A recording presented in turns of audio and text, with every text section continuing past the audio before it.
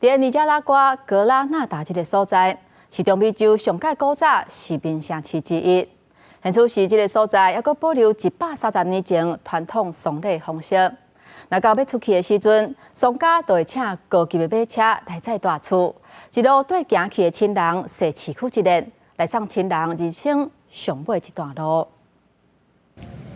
庄严国优雅的乌色马车慢慢驶伫透早的车路，边仔一直经过汽车也对咧放慢车速，无任何人有怨言。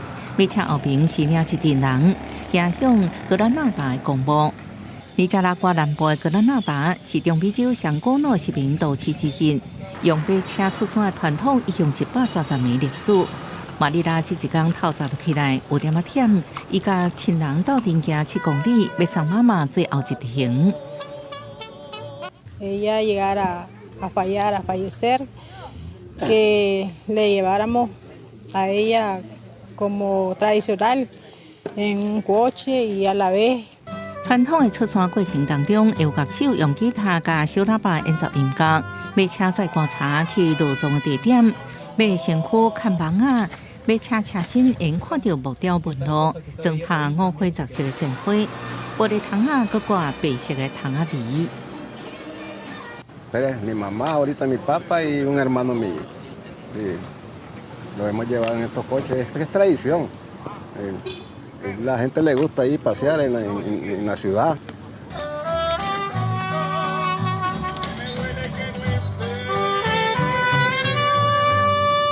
陪送家送别亲人，车夫卡里亚做这道13档，面赛一摆马车，都要体会一摆家属的悲伤。伊承认愈来愈少的人要做这种行业，因为这头路要用袂少的耐心。不过业者讲，无论好野散车，在失去亲人感觉悲伤的情形之下，都可能需要有人协助办理亲人的身后事。El coche prácticamente no es un lujo, es una necesidad. Es una necesidad para hacer el traslado porque nadie quiere cargar.